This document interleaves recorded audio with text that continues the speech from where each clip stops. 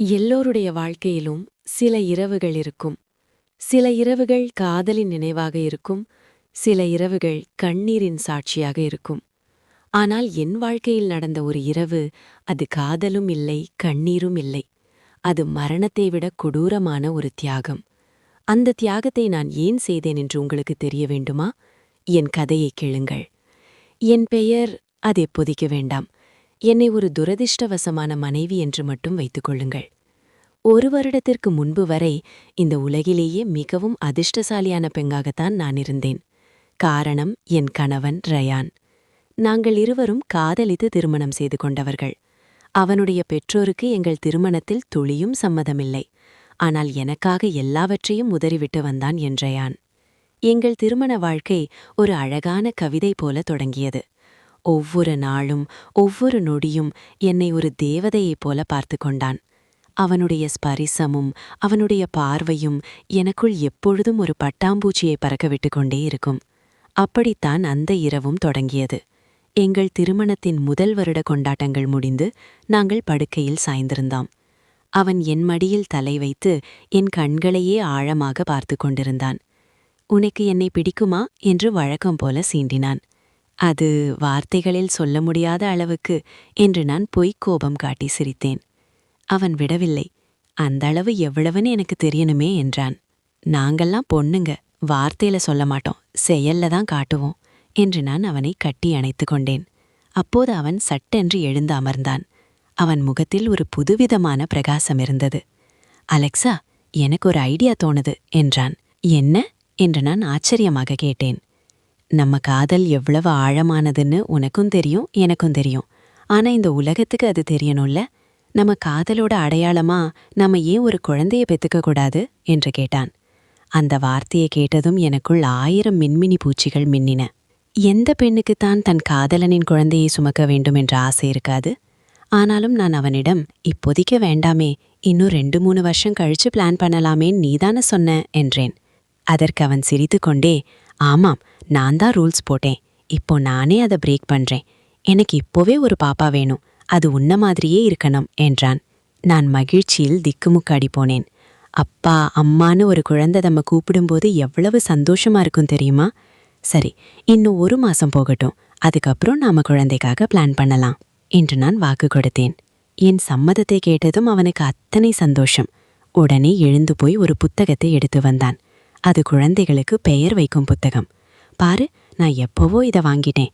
பையன் பிறந்தா என்ன பேர் வைக்கலாம், பொண்ணு பிறந்தா என்ன பேர் வைக்கலாம்னு நான் லிஸ்ட் போட்டு வச்சிருக்கேன் என்று ஒரு சிறு பிள்ளையைப் போல அவன் குதூகலித்தான். அந்த இரவு எவ்வளவு அழகாக முடிந்தது தெரியுமா? நாங்கள் இருவரும் எங்கள் எதிர்கால குழந்தையை பற்றிய கனவுகளோடு ஒருவரை ஒருவர் இறுக்கி கட்டிப்பிடித்தபடி உறங்கினோம். ஆனால் அந்த 1 மாசம் முடிவதற்குள் என் வாழ்க்கையின் ஒட்டுமொத்த வெளிச்சமும் அணைந்து போகும் என்று நான் கனவிலும் நினைக்கவில்லை. ஆம், விதி எவ்வளவு கொடூரமானது தெரியுமா? எந்த பெண்ணுடனும் தன் வாழ்க்கையை பகிர்ந்து கொள்ள ஆசைப்பட்டானோ அவளை தனியே தவிக்க விட்டு ஒரு விபத்தில் என் ரயான் என்னை விட்டு நிரந்தரமாக பிரிந்து விட்டான். அவன் இறந்த செய்தி கேட்ட அந்த நிமிடம் என் காதுகள் அடைத்து கொண்டன. உலகம் சுற்றுவதை நிறுத்திவிட்டது போலிருந்தது. ஒரு வினாடியில் தேவதையாக இருந்த நான் ஒரு அனாதையாக மாறிவிட்டேன். காதல் கணவனை இழந்த எந்த பெண்ணாலும் அந்த வலியை வார்த்தைகளால் சொல்லிவிட முடியாது. ரயான் இறந்த பிறகு இந்த வீடு எனக்கு ஒரு நரகமாக மாறியது. அவன் வாசமில்லாத படுக்கை, அவன் குரல் கேட்காத சுவர்கள். நான் பித்து பிடித்தவள் போல மாறினேன். சாப்பிடவில்லை, தூங்கவில்லை. அவன் ஞாபகங்களிலேயே உருகி உருகி அழுது கொண்டிருந்தேன். அந்த சமயத்தில்தான் என் மொபைலுக்கு தொடர்ந்து மெசேஜ்கள் வந்து கொண்டிருந்தன. அனுப்பியது கிறிஸ். கிறிஸ் வேறு யாரும் அல்ல, என் ரயானின் தம்பி. அதுவும் சாதாரண தம்பி அல்ல. ரயானும் கிறிஸும் ஐடென்டிக்கல் ட்வின்ஸ், அதாவது உருவத்தில் அச்சு அசலாக ஒரே மாதிரி இருக்கும் இரட்டையர்கள். கிறிஸ் எனக்கு தொடர்ந்து மெசேஜ் செய்தான். எனக்கு உன்னோட நிலைமை புரியுது. அண்ணன் இறந்தது எனக்கும் பெரிய இடிதான். ஆனா நீ இப்படி உன்னை அழிச்சிக்க கூடாது. நீ சரியா சாப்பிட்றதில்லன்னு கேள்விப்பட்டேன். ப்ளீஸ், உனக்காக நான் இருக்கேன். உனக்கு எந்த உதவி வேணும்னாலும் கேளு என்று ஆறுதலாக மெசேஜ் அனுப்பினான். ஆனால் நான் அவனுடைய எந்த மெசேஜுக்கும் பதில் அனுப்பவில்லை. அவனை நேரில் பார்க்க கூட எனக்கு தைரியம் இல்லை. ஏனென்றால் கிறிஸை பார்த்தால் எனக்கு ரயானை பார்ப்பது போலவே இருக்கும். அந்த முகத்தை பார்த்துவிட்டு அது என் கணவன் இல்லை என்பதை என் மனது எப்படி ஏற்றுக்கொள்ளும்? அந்த வலியிலிருந்து தப்பிக்கவே நான் அவனை தவிர்த்தேன். நாட்கள் நகர்ந்தன. என் சோகம் குறையவே இல்லை. ஒரு நாள் அறையை சுத்தம் செய்து கொண்டிருந்தபோது கட்டிலுக்கு அடியிலிருந்த அந்த புத்தகத்தை நான் பார்த்தேன். ரயான் அன்று காட்டிய அதே குழந்தை பெயர்கள் கொண்ட புத்தகம். என் கைகள் நடுங்க அதை எடுத்து பிரித்தேன். அதன் முதல் பக்கத்தில் ரயான் தன் கைப்பட எழுதியிருந்தான். நமது குழந்தை, நமது காதலின் அடையாளம், உன்னால் முடியும், நம்மால் முடியும். அதை பார்த்ததும் நான் ஓதென்று வெடித்தழுதேன். என் ரயானின் கடைசி ஆசை அது. அவன் ஒரு குழந்தைக்கு அப்பாவாக வேண்டும் என்று எவ்வளவு ஆசைப்பட்டான். ஆனால் அவனுக்கு நான் அதை செய்து கொடுக்க முடியாமல் போய்விட்டதே என்ற குற்ற உணர்ச்சி என் நெஞ்சை அறுத்தது. இனி அந்த ஆசை ஒருபோதும் நிறைவேறப் போவதில்லை என்ற உண்மை என்னை சுட்டரித்தது. அப்போது மீண்டும் கிறிஸிடமிருந்து மெசேஜ் வந்தது. நீ என்னை பார்க்க விரும்பலேனா பரவாயில்ல, ஆனா அட்லீஸ்ட் நீ உயிரோட நல்லா இருக்கேன்னு ஒரு மெசேஜ் பண்ணு என்று கேட்டிருந்தான். நான் ஒரு முடிவுக்கு வந்தேன். போனை எடுத்து, நான் நல்லா இருக்கேன், நாம மீட் பண்ணலாமா, என் வீட்டுக்கு வா என்று கிறிஸுக்கு மெசேஜ் அனுப்பினேன். சிறிது நேரம் கழித்து என் வீட்டு அழைப்பு மணி ஒலித்தது. நான் கதவை திறந்தேன். வாசலில் நின்றிருந்தவனை பார்த்ததும் என் இதயம் ஒரு நிமிடம் நின்று துடித்தது. என் கண்களையே என்னால் நம்ப முடியவில்லை. முன்பெல்லாம் கிறிஸுக்கு நீண்ட தலைமுடி இருக்கும், முகத்தில் தாடி இருக்கும். ரயானுக்கும் அவனுக்கும் உள்ள வித்தியாசமே அந்த ஹேர் ஸ்டைல் தான். ஆனால் இப்போது வாசலில் நின்றவன் முடியை ஒட்ட வெட்டி லேசான ட்ரிம் செய்த தாடியுடன் அச்சு அசலாக என் ரயான் போலவே நின்றிருந்தான். ரயான், என் வாய் முணுமுணுத்தது. ஆனால் மறுகணமே சுதாரித்துக் கொண்டேன். கிறிஸ், என்ன இது கெட்டப்? ஏன் இப்படி ரயான் மாதிரியே மாத்திட்ட உன்ன என்று தழுதழுத்து குரலில் கேட்டேன். அவன் லேசாக சிரித்தான். உள்ளே வரலாமா என்று கேட்டுவிட்டு சோஃபாவில் அமர்ந்தான். சொல்லு கிறிஸ், ஏன் இந்த ஹேர் ஸ்டைல்? அவன் பெருமூச்சு விட்டான். எனக்கு தெரியும் நீ ரொம்ப கஷ்டப்படுறேன்னு. நீ அண்ணனை ரொம்ப மிஸ் பண்றேன்னு எனக்கு தெரியும். என்ன பார்த்தா உனக்கு அண்ணனை பார்த்த மாதிரி ஒரு ஆறுதல் கிடைக்கும்னு நினைச்சேன். அதான் என் முடிய வெட்டிட்டு அண்ணன் மாதிரியே கெட்டப்ப மாத்திட்டு வந்தேன் என்றான். எனக்கு மிகவும் ஆச்சரியமாக இருந்தது. எனக்காக நீ ஏன் இதை செய்யணும் கிறிஸ்? நான் உன்னோட அண்ணி, தவிர உங்க குடும்பத்துக்கே என்னை பிடிக்காது.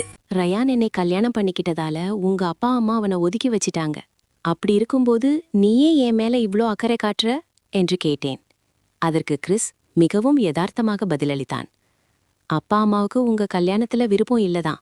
ஆனா எனக்கு அண்ணன் மேல எந்த கோபமும் இல்ல. அவன் உன்னை எவ்வளோ தூரம் காதலிச்சான்னு எனக்கு தெரியும். நீங்க 2 பேரும் சந்தோஷமா வாழணும்னு தான் நான் நினைச்சேன். ஆனா இப்படி நடக்கும்னு நான் கனவுல கூட நினைக்கல. அண்ணன் இல்லாத இந்த நேரத்துல உன்னை தனியா விட எனக்கு மனசு வரல. அதான் நான் வந்தேன் என்றான். அவன் பேசியதை கேட்டதும் அவன் மீது எனக்கு பெரிய மரியாதையே வந்தது. எவ்வளவு நல்லவன் இவன்! ஆனால் அந்த நிமிடம் என் மூளைக்குள் ஒரு மின்னல் வெட்டியது. ரயான் மாதிரியே இருக்கும் அவனுடைய முகம், இரட்டையர்கள் என்ற உண்மை, ரயானின் கடைசி ஆசை, அந்த பெயர் புத்தகம் எல்லாம் சேர்ந்து எனக்குள் ஒரு விபரீதமான ஆனால் தீவிரமான ஒரு யோசனையை உருவாக்கியது. நான் அவன் அருகில் சென்று அமர்ந்தேன். என் குரல் நடுங்கியது. கிறிஸ், நீ என் மேல இவ்ளோ பாசம் வச்சிருக்கிறது எனக்கு ரொம்ப சந்தோஷமா இருக்கு. நீ எனக்காக ஒரு உதவி செய்வியா என்று கேட்டேன். கண்டிப்பா செய்வேன், சொல்லு, என்ன வேணும் என்றான் தயக்கமில்லாமல். உனக்கு தெரியுமா கிறிஸ், ரயான் சாகிறதுக்கு முன்னாடி அவனுக்கு இருந்த ஒரே ஆசை நாங்க ஒரு குழந்தைய பெத்துக்கணுங்கிறது தான். அந்த ஆசையை சொல்லிட்டு தான் அவன் என்னை விட்டு போனான். என்னால அந்த ஆசையை நிறைவேற்ற முடியாம போயிடுச்சு என்று சொல்லும்போதே என் கண்கள் கலங்கின. அடடா, எனக்கு இது தெரியாது, வெரி சாரி என்று அவன் ஆறுதல் படுத்தினான். நான் அவன் கண்களை நேராக பார்த்தேன். ஆனா அந்த ஆசையை இப்போ நிறைவேற்ற முடியும் கிறிஸ், அதுக்கு நீ நினைச்சா முடியும் என்றேன். அவன் குழப்பமாக பார்த்தான். நான் நினைச்சா முடியுமா? நான் எப்படி? நீ என்ன சொல்ல வர்ற? நான் ஆழமாக மூச்செழுத்து விட்டேன். கிறிஸ், நீயும் ரயானும் ஐடென்டிக்கல் ட்வின்ஸ். உங்களோட உருவம் மட்டுமில்ல, உங்களோட டிஎன்ஏ, உங்களோட மரபணு எல்லாமே 99% ஒண்ணுதான். நீ எனக்கு ஒரு குழந்தைய கொடுத்தா அந்த குழந்தை உருவத்திலையும் குணத்திலையும் அச்சு அசலா என் ரயான் மாதிரியே தான் இருக்கும். ரயானோட குழந்தைக்கும் உன்னோட குழந்தைக்கும் உயிரியல் ரீதியா எந்த வித்தியாசமும் இருக்காது. நான் சொல்லி முடிப்பதற்குள் கிறிஸ் அதிர்ச்சியில் உறைந்து போனான். அவன் முகம் வெளிரியது. வாட்? நீ என்ன பேசுறேன்னு உனக்கு புரியுதா? நான் உன் கொழுந்தன், அண்ணன் பொண்டாட்டி நீ. உன்கூட எப்படினா? அவன் வார்த்தைகள் வராமல் தவித்தான். ப்ளீஸ் கிறிஸ், என்ன தப்பா நினைக்காத. எனக்கு வேற வழி தெரியல. என் ரயான் என்ன கூடவே இருக்கணும்னு நான் ஆசைப்படுறேன். அது அவனோட ரத்தமா, அவனோட ஜீனா இருக்கணும். நான் கெஞ்சினேன். அவன் சோஃபாவை விட்டு எழுந்தான். நோ, இது தப்பு. உனக்கு அண்ணன் குழந்தை வேணும்னா அதுக்கு வேற வழி இருக்கு. ஸ்பெர்ம் பேங்க் இருக்கு, செயற்கை கருத்தரிப்பு IVF மையங்கள் இருக்கு. நாம அங்க போய் ஏன் அணுக்களை கொடுத்து லேப்ல செயற்கையா கருவாக்கி உன் வயித்துல வைக்கிறான். அப்படி செய்யலாம். ஆனா நேடியா நாம சேர்ந்து அது ரொம்ப தப்பு என்று கத்தினான். நான் அவனை விடவில்லை. கிறிஸ், தயவு செஞ்சு புரிஞ்சுக்கோ. மருத்துவமனைக்கு போய் மிஷின்கள் மூலமா செயற்கையா எனக்கு அந்த குழந்தை வேண்டாம். அது இயற்கையா என் வயித்துல உருவாகணும். அதுக்கு இவ்ளோ காசு செலவு பண்ணி 4 பேருக்கு தெரிஞ்சு அது தேவையா? இது ரகசியமா முடிய வேண்டிய விஷயம் கிறிஸ். ப்ளீஸ். இல்ல, இது எனக்கு ரொம்ப தர்ம சங்கடமா இருக்கு. என்னால இது முடியாது என்று அவன் முகத்தை திருப்பிக் கொண்டான். நான் அவன் காலில் விழாத குறையாக அழுதேன். கிறிஸ், இது உனக்காகவோ எனக்காகவோ இல்ல, உன் அண்ணனுக்காக, அவன் ஆசைக்காக. நீ இதை செய்யலனா வேற யாராவது ஒருத்தன் மூலமா நான் ஒரு குழந்தைய பெத்துப்பேன். ஆனா அந்த குழந்தை என் ரயான் குழந்தையா இருக்காது. யாரோ ஒருத்தனோட ரத்தம் என் வயித்துல வளர்றதுக்கு உன் அண்ணனோட ரத்தமே வளரட்டுமே கிறிஸ். இது ஒரே ஒரு கடவைதான், ஒரே ஒரு இரவு. அதுக்கப்புறம் நாம இந்த விஷயத்த மறந்துடலாம். உன்னை நான் என் கணவனா ஏத்துப்பேன் என்றெல்லாம் சொல்ல மாட்டேன். நான் உன்னை எதிர்பார்க்க மாட்டேன். எனக்கு தேவையானது என் ரயானோட ஒரு பகுதி மட்டும்தான்.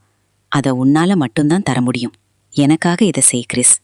என் கண்ணீரும் என் தர்க்கமும் தன் அண்ணன் மீதிருந்த அவனுடைய பாசமும் சேர்ந்து அவனை உருக வைத்தது. நீண்ட நேர மௌனத்திற்குப் பிறகு அவன் ஒரு பெரிய பெருமூச்சுடன் சரி என்று தலையாட்டினான். அன்றைய இரவு என் படுக்கையறை. எந்த அறையில் நானும் ரயானும் எங்கள் காதலை கொண்டாடினோமோ, எந்த அறையில் எங்கள் குழந்தைக்கான கனவை கண்டோமோ, அதே அறையில் இன்று அவனுடைய தம்பி கிறிஸோட வான். அவன் தன் சட்டையை கழற்றினான். எனக்கும் அவனுக்கும் இடையே எந்த காதலும் இல்லை, எந்த உணர்ச்சியும் இல்லை. சொல்லப்போனால் அந்த அறை முழுவதும் ஒரு மாயான அமைதி குடிகொண்டிருந்தது. நாங்கள் நெருங்கினோம். ஆனால் அது ஒரு கணவன் மனைவியின் நெருக்கம் அல்ல. அது ஒரு ஆணும் பெண்ணும் அடையும் இன்பமும் அல்ல. இருவருக்கும் அது ஒரு கடமை, ஒரு தியாகம். அவன் என்னை தொட்டபோது என் கண்களை நான் இறுக்க மூடிக்கொண்டேன். என் மனக்கண்ணில் ரயான் மட்டுமே தெரிந்தான். ரயானின் ஸ்பரிசத்தை நான் கற்பனை செய்ய முயன்றேன். ஆனால் மூளைக்கு தெரியும் தொடுவது ரயான் இல்லை என்று. என் இதயம் வலியால் துடித்தது. ஒரு இயந்திரத்தைப் போல அந்த நிகழ்வு நடந்து முடிந்தது. அதில் முத்தங்கள் இல்லை, காதல் வார்த்தைகள் இல்லை, அரவணைப்பு இல்லை, வெறும் உடல்களின் உராய்வு மட்டுமே. எல்லாம் முடிந்தது. அவன் என் அருகின் மல்லாந்து படுத்திருந்தான். நானும் அவனுக்கு முதுகை காட்டியபடி படுத்திருந்தேன். இருவருக்கும் இடையே ஒரு பெரிய மௌன பெருஞ்சுவர் எழுந்தது. அவன் கண்களில் குற்ற உணர்ச்சி அப்பட்டமாக தெரிந்தது. தன் அண்ணனின் மனைவியுடன் படுக்கையை பகிர்ந்து கொண்டோமே என்ற அவமானம் அவனை சுட்டு கருக்கிக் கொண்டிருந்தது.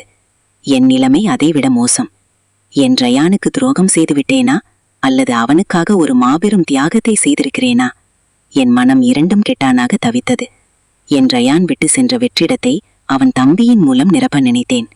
ஒருவேளை என் வயிற்றில் குழந்தை உருவாகலாம். அது ரயான் போலவே சிரித்து ரயான் போலவே நடக்கலாம். ஆனால் அந்த குழந்தைக்காக நான் என் உடலை, என் மனதை, என் காதலை எவ்வளவு பெரிய விலையாக கொடுத்திருக்கிறேன் என்பது அந்த இருண்ட படுக்கையறைக்கு மட்டுமே தெரியும். நாங்கள் இருவரும் எதுவும் பேசிக்கொள்ளவில்லை. பேச வார்த்தைகளும் இல்லை.